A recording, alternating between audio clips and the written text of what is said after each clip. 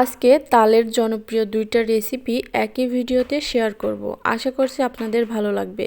তালের পিঠা তো অনেকেই অনেকভাবে তৈরি করে খেয়েছেন। আজকে আমার রেসিপি ফলো করে বাসায় তৈরি করে দেখবেন, সবাই আপনার প্রশংসা করবে। আসসালামু আলাইকুম, আমার চ্যানেলে নতুন আরও একটি রেসিপি দেখার আমন্ত্রণ জানিয়ে শুরু করছি আজকের রেসিপি।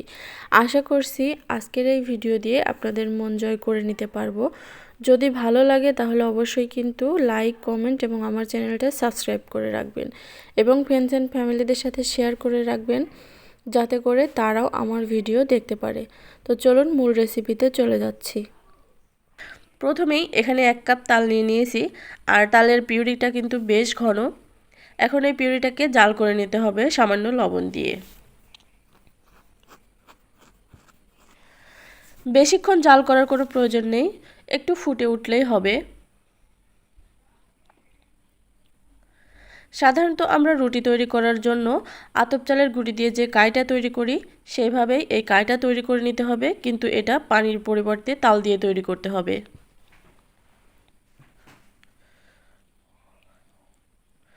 তালটা খুব ভালোভাবে ফুটে উঠেছে। এখন এখানে দিয়ে দিচ্ছি 1.5 কাপ পরিমাণে চালের গুঁড়ি। আপনারা এখানে পরিমাণটা কমিয়ে বা বাড়িয়ে নিতে পারেন। তো খুব ভালো করে মেখে নিয়েছি। এখন এটাকে ঢাকনা দিয়ে ঢেকে 5 থেকে 6 মিনিটের জন্য রেখে দিতে হবে। এখন অন্য একটা ফ্রাই প্যানে নিয়ে নিয়েছি আমি নারিকেল কোড়া। এখানে একটার অর্ধেকটা নারিকেল কোড়া রয়েছে, আর 1/2 কাপ দিয়ে দিচ্ছি চিনি। চিনি আর নারিকেল কোড়াটাকে নেড়ে চেড়ে চিনির পানিটা যতক্ষণ না গলে শুকিয়ে যায় ততক্ষণ এটাকে নাড়তে চাড়তে হবে।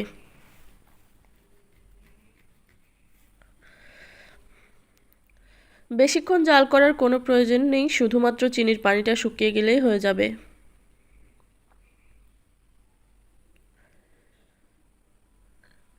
নারিকেলের পুর দিয়ে এই পিঠাটা খেতে যে এতটাই মজা, আপনারা তালের সিজন থাকতে থাকতে অবশ্যই কিন্তু বাসায় একবার হলেও ট্রাই করে দেখবেন। আমার মনে হয় অল্প করে প্রথমে বানিয়ে দেখবেন। যদি ভালো লাগে তাহলে কিন্তু আমাকে কমেন্ট বক্সে এসে জানিয়ে যাবেন যে আপনাদের কাছে কেমন লেগেছে। তো নারকেলের পুরটা আমার তৈরি করা হয়ে গেছে।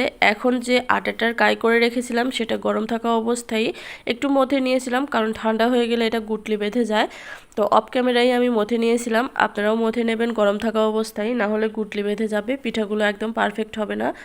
তো আমি আরও একটু ভালো করে মথে নিচ্ছি এটাকে।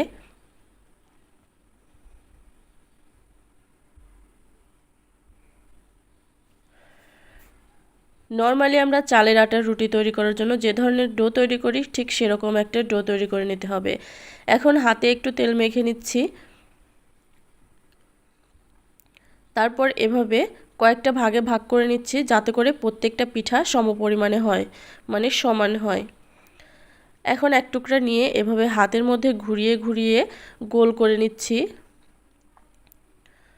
তারপর চারদিকটা মসৃণ হয়ে গেলে এখন এটাকে একটা বাটির শেপ দিয়ে নিচ্ছি এভাবে ঘুরিয়ে ঘুরিয়ে। তো বাটির শেপ দেওয়া হয়ে গেলে এখন এখানে পরিমাণ মতো নারকেলের ফিলিংসটা দিয়ে দিতে হবে। হাত দিয়ে এভাবে একটু চেপে চেপে বসিয়ে দেবেন, না হয় কিন্তু উঠে উঠে আসবে।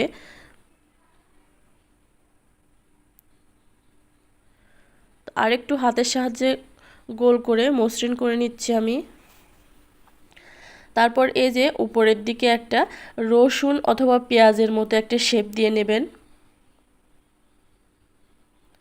এই যে শেপটা দিয়ে দিয়েছি, আর দেখতে পাচ্ছেন এটা দেখতে কিন্তু খুবই সুন্দর লাগছে। এখন এরকম একটা চামচ দিয়ে এভাবে নকশাটা এঁকে নেবেন। এভাবে কিন্তু খুব সহজে কোনো রকম মোল্ড ছাড়াই এটা তৈরি করতে পারবেন। আর এটা দেখতে যে কতটা সুন্দর লাগে সেটা তো আপনারা প্রথমেই দেখে এসেছেন।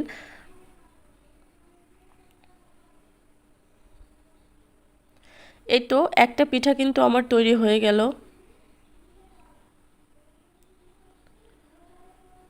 তো আমি আপনাদের বোঝানোর সুবিধার্থে আরও একটা পিঠা তৈরি করে দেখিয়ে দিচ্ছি। পিঠাটা কিভাবে তৈরি করছি সেটা আপনারা কিন্তু হাতের দিকে তাকালেই বুঝতে পারবেন।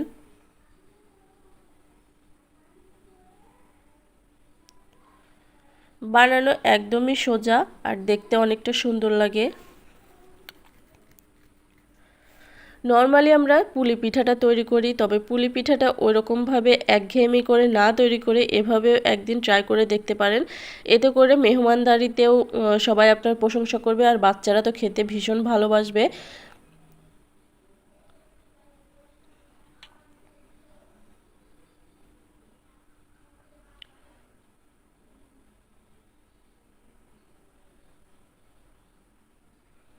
আমি আবারও এখন একটা চামচের সাহায্যে নকশাটা এঁকে নেব।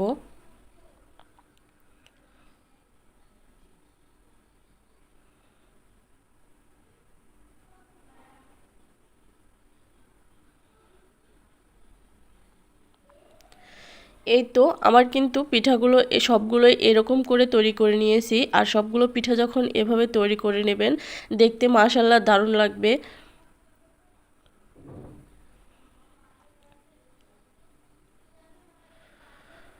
তো এই তো এভাবে আমি সবগুলো পিঠাই তৈরি করে নেব। তো তৈরি করা হয়ে গেছে, এখন এটাকে এক সাইডে রেখে দিয়ে আমি এটাকে স্টিম করে নেওয়ার জন্য রেডি করে নিচ্ছি। একটা ফ্রাই প্যানে আমি পানি গরম বসিয়ে দিয়েছি, আর এখানে একটা চালনি নিয়ে নিয়েছি এইভাবে। আপনাদের কাছে যদি চালনিটা না থাকে সেক্ষেত্রে রাইস কুকারের যে উপরের ছাঁকনিটা হয় সেটা দিয়েও করে নিতে পারেন। তো চালনি বা ছাঁকনি যাই নেন না কেন একটু ঘি বা তেল ব্রাশ করে নেবেন, তারপরে এই পিঠাগুলো একটু ফাঁকা ফাঁকা করে বসিয়ে দেবেন। এটা হয়ে গেছে বসানো, আর পানিটাও গরম হয়ে গেছে, মানে বলক চলে এসেছে। এখন এর উপর বসিয়ে দিয়েছি। এখন একটা ঢাকনা দিয়ে ঢেকে রেখে দিতে হবে 10 মিনিটের জন্য। ফিরে আসছি 10 মিনিট পরে। তো এই তো 10 মিনিটের মধ্যে পিঠাগুলো একদম রেডি হয়ে গেছে। এখন আমি চুলাটা অফ করে দিচ্ছি। চুলাটা অফ করে দিয়ে এটাকে একটু ঠান্ডা হতে দিব, তারপরে সার্ভ করে দিব। ঠান্ডা হওয়ার পরে এটাকে সার্ভ করে দিয়েছি, আর দেখতেই পারছেন কালারটাই কিন্তু পরিবর্তন হয়ে গেছে। আর দেখতে যে কতটা সুন্দর লাগছে সেটা তো আপনারাই বলবেন। তো মাশাআল্লাহ দারুণ হয়েছে, আর পরিবারের সবাই কিন্তু খুশি এরকম একটা নতুন পিঠে খেতে পেরে। তো আপনাদেরকে একটা ভেঙে আমি দেখিয়ে দিচ্ছি এটা ভেতরটা কেমন হয়েছে। এটা দেখতে যেমন সুন্দর, খেতেও মাশাআল্লাহ দারুণ ছিল, সবারই ভালো লেগেছে। তো এখন পরবর্তী রেসিপিতে চলে যাচ্ছি। পরবর্তী রেসিপি হলো তালের বড়া। তালের বড়া তৈরি করার জন্য প্রথমেই আমি এখানে 1 কাপ সুজি নিয়ে নিয়েছি, তার মধ্যে দিয়ে দিচ্ছি 1 কাপ পানি। পানির পরিমাণটা একটু বেশি করে দিয়ে দেবেন, কারণ সুজিটা চুষে নেবে পানিটা। তো এটাকে 20 মিনিট ভিজিয়ে রেখেছিলাম। এখানে দিয়ে দিচ্ছি 1 কাপ তাল, তার সাথে দিয়ে দিচ্ছি হাফ কাপ নারকেল কোড়া আর হাফ কাপ চিনি।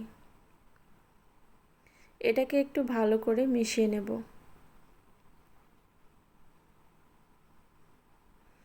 এখানে নারকেল আর চিনির পরিমাণটা আপনারা কমিয়ে বা বাড়িয়ে নিতে পারবেন।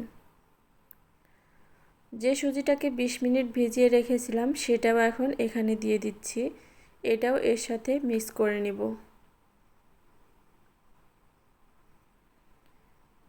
এখানে প্রায় 1 কাপ আমি দিয়ে দিচ্ছি চালের গুঁড়া, পরবর্তীতে লাগলে আরও দেব। তবে এখন চালের গুঁড়ার পরিবর্তে আপনারা ময়দাও ব্যবহার করতে পারবেন। ময়দা বা আটা যে কোনো কিছুই ব্যবহার করা যাবে, তবে চালের গুঁড়িটা দিলে টেস্টটা খুবই ভালো আসে। এটাকে মেখে নিয়েছি, দেখতেই পারছেন। এটাকে এখন ঢাকনা দিয়ে ঢেকে রেখে দিব আধা ঘন্টার জন্য। ফিরে আসছি আধা ঘন্টা পর। আধা ঘন্টা রেস্টে রেখে দেওয়ার পরে এটা কিন্তু পুরোপুরি সেট হয়ে যাবে। তো আমার কাছে একটু পাতলা লাগছে, আমি আরও একটু চালের গুঁড়ি মিশিয়ে নিচ্ছি। দিয়ে দিচ্ছি লবণ,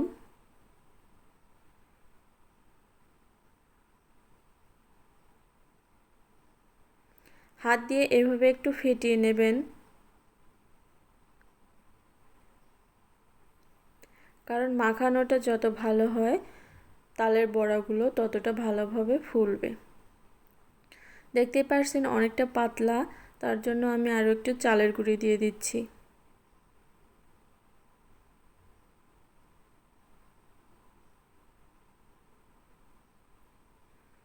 তো মাখা হয়ে গেলে এখন এটাকে ভাজতে চলে যাব। তার জন্য কড়াইতে দিয়ে দিচ্ছি পর্যাপ্ত পরিমাণে তেল। আর তালের বড়া কিন্তু সবসময় ডুবো তেলেই ভাজতে হয়, তাহলে বড়াগুলো কিন্তু একদম পারফেক্ট হবে।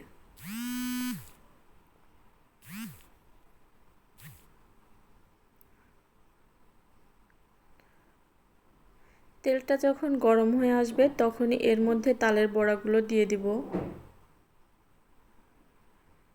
আর বড়াগুলো কিন্তু হালকা হিটেই ভাজতে হবে, একদম হাই হিটে ভাজা যাবে না, মিডিয়াম হিটেই ভেজে নেবেন।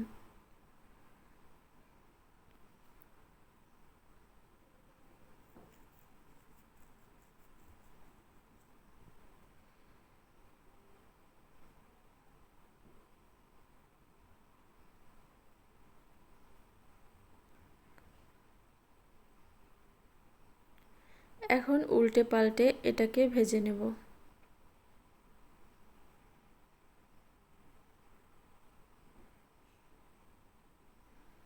মাঝখানেরগুলো যেহেতু আগে দেওয়া হয়েছিল তাই এইগুলো হয়ে গেছে। তো আমি সবগুলো এখন একটু উল্টে পাল্টে দিচ্ছি, দেখতে পারছেন।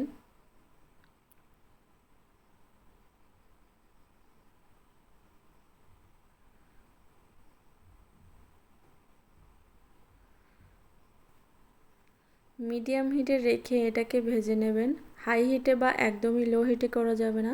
যদি লো হিটে করেন তালের বড়ার মধ্যে অনেকটা তেল ঢুকে যাবে, তখন আর খেতে ভালো লাগবে না। তোমার বড়াগুলো হয়ে গেছে, এখন এগুলোকে আমি তুলে নিচ্ছি।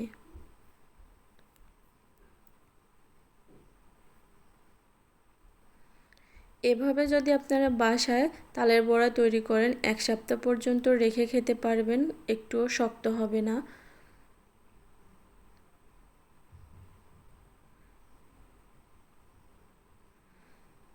বড়াগুলো কতটা পারফেক্ট হয়েছে দেখে নিশ্চয়ই বুঝতে পারছেন, ভেতরে একদমই নরম তুলতুলে আর বাহিরে ক্রিস্পি।